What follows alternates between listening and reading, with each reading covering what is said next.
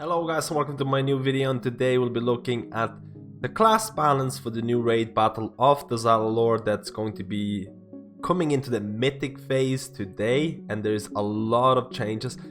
Blizzard did not disappoint by making the last class balance changes the day before the mythic is released, so all of the people who are grinding certain Azeroth pieces, who were looking forward to doing the mythic with certain specs, all of that might be shattering down with certain heavy nerfs happening to certain classes, some weird changes happening to certain classes. So overall, this is going to be looking at the best, or at least my predictions of the best classes, the best specs for Battle for Dazar'alor, coming into the heroic, coming into the mythic version. We'll be trying to predict the mythic version. We'll see how each of the classes is doing. We'll be looking at the nerfs that happened yesterday.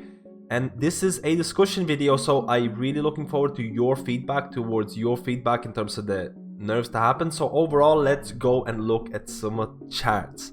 So these charts, a lot of people tell me, where do you get them? These are, or at least this chart right here, is real player data doing heroic version of Battle of Dazar'alor, and this is basically a summary of how each spec performs for the whole of raid.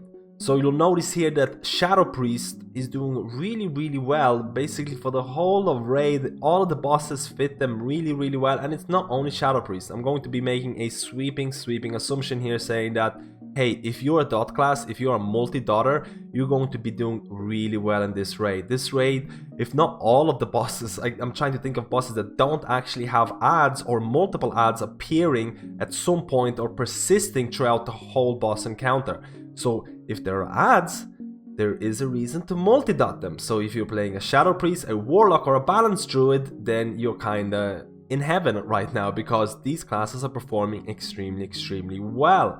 To some extent, Shadow Priests are doing really well, not only because a lot of the boss fights fit their playstyle, but also because their Azeroth traits, or at least the extra Azeroth rings, have really scaled well with their DPS.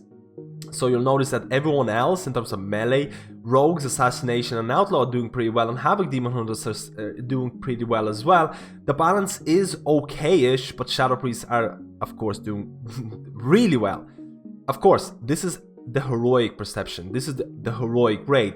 Things will change in the mythic, and I have looked at a lot of the mythic raid bosses, and I've looked at the mechanics, and there really isn't a lot of changes happening in terms of how it will affect the DPS. A lot of the bosses themselves are actually getting additional ads, things like Tradefire Masters, things like Gronk. Gronk is gonna get 2 ads instead of 1, so all of a sudden there's more ads to dot, more ads to get DPS from, and become a more valuable asset to the raid.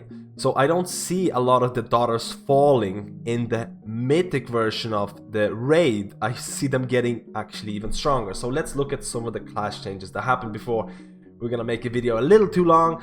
So you'll notice that a lot of classes have been changed. Unholy has been changed, Resto Druids have been changed, but we will be looking primarily at the DPS in this video. Arms Warriors have been buffed, and then on top of that there has been a lot of Azeroth trait changes, and you might be like, oh, Azeroth trait doesn't really matter. Azeroth traits impact the DPS greatly. To some extent, certain specs rely on Azeroth traits to really do damage. We can see it here right now. For Marksmanship Hunters have becoming, or at least they becoming the spec for Hunters, because Beast Mastery has not been scaling really well. So a lot of the top end Hunters were going Marksmanship, and then one of their best Azeroth trait is Unerring Vision, which effectiveness has been reduced by 33%. Now you might not be sure whether this is good or bad in terms of the Azeroth traits, but you can go to Blood Mallet, you can go to Hunters, you can go to Marksmanship, and you'll notice that for Patchwork, which is aka single target fight, Unerring Vision is by far the best Azeroth trait that you can get.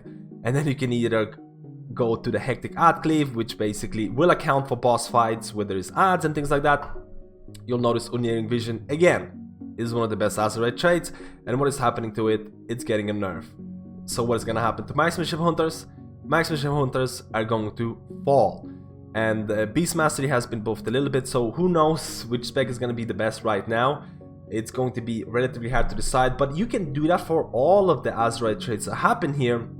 And you'll notice things like Elemental Shaman, Echo of Elements has been reduced, and Echo of Elements again is very good for Elemental Shaman in terms of at least in terms of at least patchwork fight, where Echoes of the Elements is one of the best.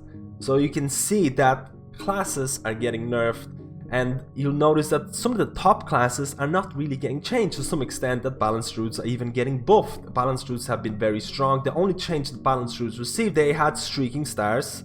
Effectiveness increased by 15%. Now streaking stars to some extent is a decent Azerite trait, but this will probably account for the fact that Treacherous Covenant, it has been reduced.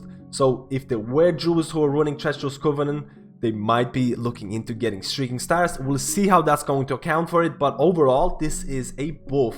Shadow Priest Azerite trait was changed. Searing Dialogue, effectiveness reduced by 35%. This Azerite trait in itself is not really used in raids that much. It's mainly an AoE trait, and if we actually go and look at certain Shadow Priests and we'll try and see what kind of traits they're using, you'll notice that Searing, or at least Searing Dialogue, is used on certain AoE fights. So this is the real people data from the top 10 logs in Battle of Dazar'alor in heroic version. So you'll notice that the main boss what they're using is Opulence, and a lot of the other bosses don't really see that Azerite trait being used. So it's not really that big of a deal for Shadow Priests in raid environments. It's a lot bigger deal for Shadow Priests in 5-man situations, where or Mythic Plus, where a lot of Shadow Priests would stack this for really insane AoE damage. So again, I still see Shadow Priests being extremely strong for the new raid. I mean, they didn't really get changed that much. It kind of begs the question, or at least asks the question, what is Blizzard really doing here with these nerfs? To some extent, a lot of the enhancement shamans have been furious with the changes being made, because enhancement is one of the few specs in the game that has multiple builds that are viable for the raid, and Blizzard has basically eliminated one of the builds out of the equation, and enhancement community has been really angry about this. You'll notice that, of course, it's never fun for your class to be nerfed, so I can see why people are really angry about this. I can see why people do not like these changes. So if you really wanted to summarize this video, if you really wanted to have my predictions for what Mythic is going to look like I mentioned before, Mythic is not really receiving that crazy amount of changes that are going to affect the DPS classes, in terms of maybe there's not going to be a lot of adds to dot. On the contrary, it seems like there's going to be more adds to dot. A prime example of where multi-daughter classes can be seen as padding. So padding is like when you add damage to non-priority targets. You'll notice that things like High Tinker boss, where spark bots are spawning. Spark bots have this aura around them that reduces the damage taken by 99%, so you basically can't do any damage to them. But the thing is, multi-daughters like Shadow Priest will probably apply certain dots on them, because if they're running a specific talent built with Twist of Fate, which will increase their damage if the spark bot falls below a certain amount of HP, can lead to increased damage on single target. Now on Mythic, spark bots actually will reflect nature damage back to you, so you cannot damage them, so maybe daughters are not going to be as good.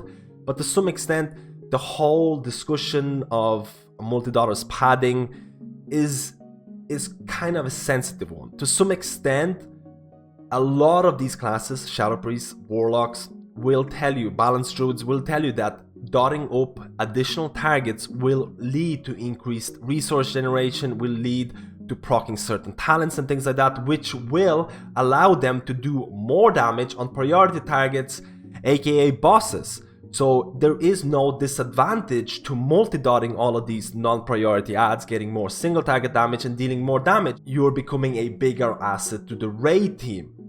So there really isn't that many disadvantages, and a lot of these classes will tell you. For example, if I would talk about Warlocks, Affliction and Destruction have been doing really well, and Destruction might be really strong for certain boss fights like Gronk. Gronk has 2 adds. Destruction is really strong when there are 2 targets to hit because of their ability Havoc, which is going to replicate their damage from one target to another. So basically when Gronk adds spawns, you're able to deal damage at both of them at the same time, which is extremely valuable. Now Affliction might become better when there's more targets come into play, so you'll have to, if you're a Warlock, you'll have to play around that.